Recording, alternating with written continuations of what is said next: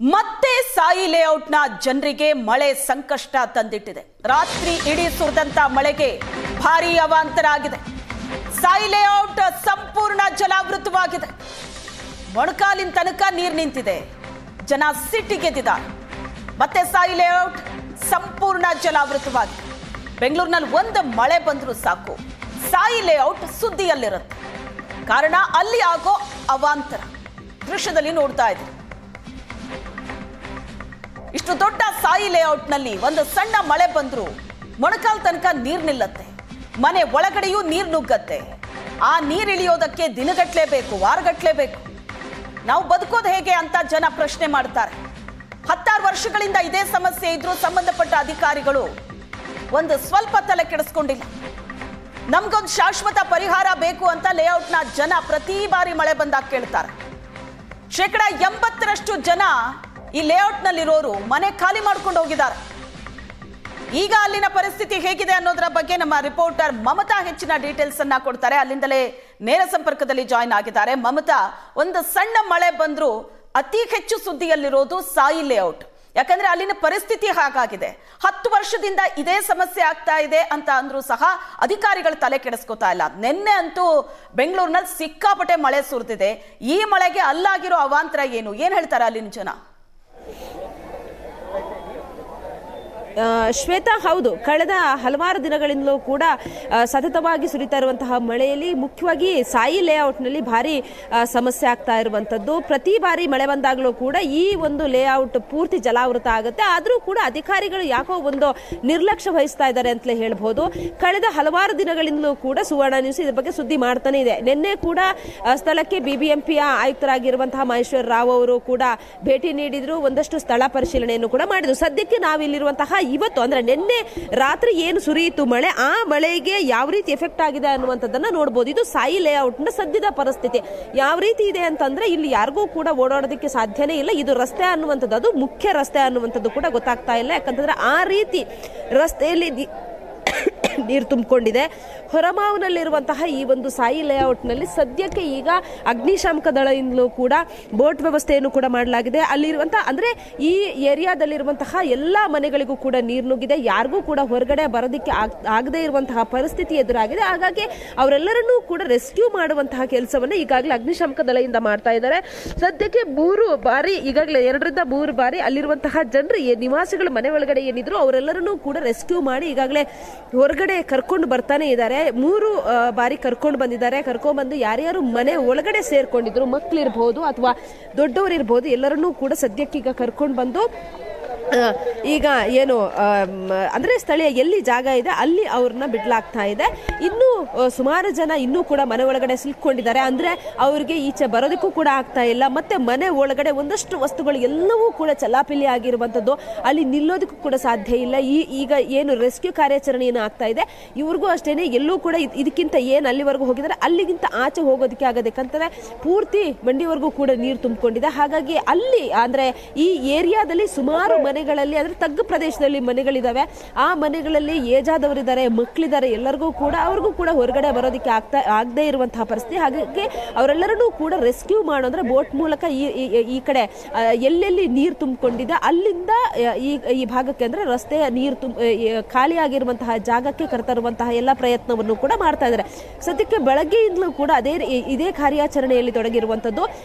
ಅಧಿಕಾರಿಗಳು ಮಾತ್ರ ಇದ್ರ ಬಗ್ಗೆ ತಲೆ ಕೆಡಿಸ್ಕೊಂತಾ ಇಲ್ಲ. ಯಾಕಂತಂದ್ರೆ ಪ್ರತಿ ಬಾರಿ ಮಳೆ ಬಂದಾಗ್ಲೂ ಕೂಡ ಇದ್ರ ಬಗ್ಗೆ ನಾವು ಸುದ್ದಿಯನ್ನ ಮಾಡ್ತೀವಿ, ಎಚ್ಚೆತ್ಕೊಳ್ಳಿ ಅನ್ನುವಂಥದ್ದನ್ನ ಹೇಳ್ತೀವಿ. ಆದ್ರೂ ಕೂಡ ಈ ರೀತಿ ನೀರು ತುಂಬಿಕೊಳ್ಳೋವರೆಗೂ ಕೂಡ ಅಧಿಕಾರಿಗಳು ಮಾತ್ರ ಇದ್ರ ಬಗ್ಗೆ ಎಚ್ಚೆತ್ಕೊಳ್ಳೋದಿಲ್ಲ. ನಾವು ಮಾತಾಡಿಸ್ತೀವಿ ಸರ್. ಈಗ ಪ್ರತಿ ಬಾರಿಯೂ ಸರ್ ಇಲ್ಲಿ ಸರ್ ಹೇಳಿ, ಎಷ್ಟು ವರ್ಷದಿಂದ ಇದ್ದೀರಿ ಇಲ್ಲಿ? ಇದು ನಾವು ಇಲ್ಲೇ ಬೆಳೆದಿರೋದು, ಇಲ್ಲೇ ಹುಟ್ಟು ಬೆಳೆದಿರೋದು. ನಾವೆಲ್ಲ ಜಾಸ್ತಿ ವರ್ಷದಿಂದ ಇಲ್ಲೇ ಇದ್ದೀವಿ. ಈ ರೀತಿ ಸಮಸ್ಯೆ ಆಗ್ತಾ ಇದೆಯಲ್ಲ? ಆಗ್ತಾನೆ ಇದೆ. 20 ವರ್ಷದಿಂದ ಆಗ್ತದೆ ಮೇಡಮ್. ನಮ್ಮ ಹೆಸರು ಆಂಜನಪ್ಪ ಅಂತ. 20 ವರ್ಷದಿಂದ ಆಗ್ತದೆ ಈ ಥರ. ಯಾರು ಅಧಿಕಾರಿಗಳು ಏನು ಮಾಡ್ತಾ ಇಲ್ಲ ಕೆಲಸಗಳು ಮೇಡಮ್. ಈ ಕಡೆ ಶಾಸಕರು ಅಭಿವೃದ್ಧಿ ಏನು ಮಾಡ್ತಾ ಇಲ್ಲ. ಸ್ವಲ್ಪ MLA ಕೂಡ ಕಮ್ಮಿ ತಗೊಳ್ಬೇಕು, ಯಾರೂ ತಗೊಳ್ತಾ ಇಲ್ಲ. ನಂದೀಶ್ ಶೆಟ್ಟಿ ಬಂದರು 5 ವರ್ಷ ಅವ್ರು ಮಾಡಿದ್ರು. ಇವರು ಬಸವರಾಜ್ ಅವರು 15 ವರ್ಷ ಇದು ಏನು ಕೆಲಸ ಮಾಡಿಸಿಲ್ಲ ಮೇಡಮ್. ಈ ಕಡೆ ಬಂದು ಹೋಗ್ತಾರೆ, ಸುಮ್ಮನೆ ಬಂದು ಭರವಸೆ ಕೊಡ್ತಾರೆ, ಸುಮ್ಮನೆ ಭರವಸೆ ಕೊಡ್ತಾರೆ, ಏನು ಕೆಲಸ ಮಾಡಲ್ಲ ಮೇಡಮ್ ಅಭಿವೃದ್ಧಿ. ಈ ಕಡೆ ಬಸವರಾಜ್ ಅವರು ಏನು ಮಾಡ್ತಾ ಇಲ್ಲ ಮೇಡಮ್.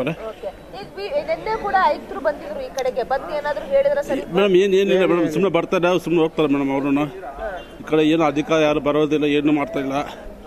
ಅದು ಮೇಡಮ್ ಅಪ್ಪ ಸಾಹೇಬ ಲೇಟೆಲ್ಲ ಜನಗಳು ಬೇಸರ ಆಗ್ಬಿಟ್ಟಿದ್ದಾರೆ ಮೇಡಮ್.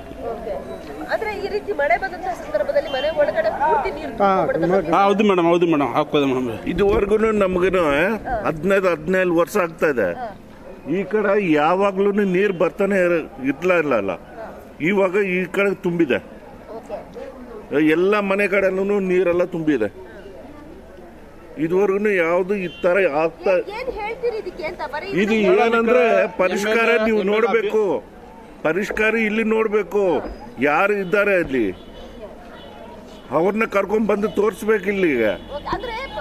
ಈಗ ನಾವು ಕೂಡ ನೋಡಿದ್ವಿ, ಬಂದಂತ ಸಂದರ್ಭದಲ್ಲಿ ಜನ ಅವರವರ ಬೇಸರವನ್ನು ವ್ಯಕ್ತಪಡಿಸ್ತಾ ಇದ್ರು. ಅಧಿಕಾರಿಗಳ ಜೊತೆ ಹೇಳ್ತೀವಿ, ಅವ್ರು ಬರೋದಿಲ್ಲ ಅಂತ ಹೇಳ್ತಾರೆ. ಎಷ್ಟು ಸಲ ಅಂತ ಇಲ್ಲಿ ಮಾಡೋದು? ಒಂದು ಸಲ ಬಂದು ಹೋಗ್ತಾರೆ ಮೇಡಮ್, ಬಂದು ಹೋಗ್ತಾರೆ, ಏನು ಮಾಡಲ್ಲ ಮೇಡಮ್.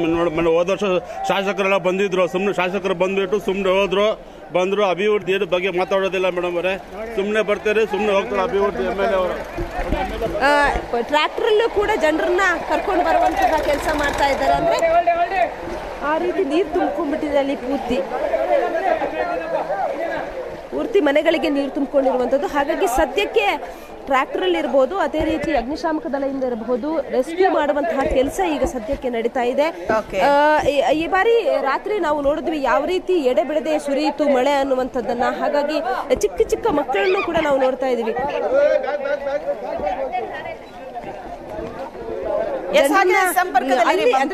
ಸಂಪರ್ಕದಲ್ಲಿ ದೃಶ್ಯದಲ್ಲಿ ನೋಡ್ತಾ ಇದ್ದೀವಿ, ಸಾಯಿ ಲೇಔಟ್ ನ ದೃಶ್ಯ ಇದು. ಇಡೀ ಲೇಔಟ್ ಜಲಾವೃತ ಆಗಿದೆ.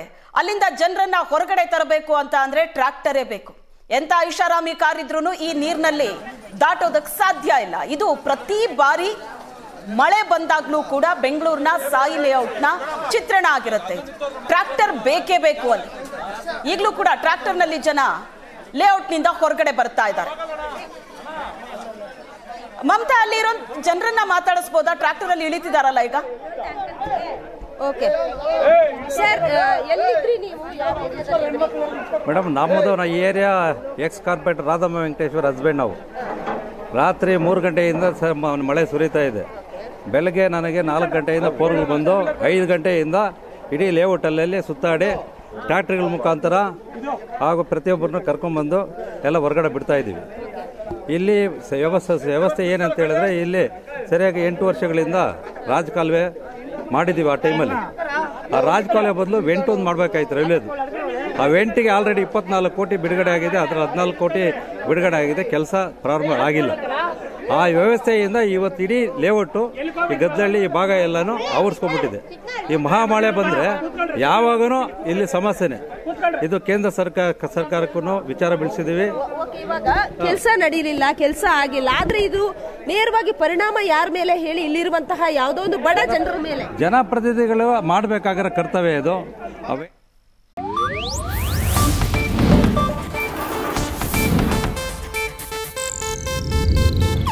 ಇದು ಏಷ್ಯಾನೆಟ್ ನ್ಯೂಸ್ ನೆಟ್ವರ್ಕ್ ಪ್ರಸ್ತುತಿ.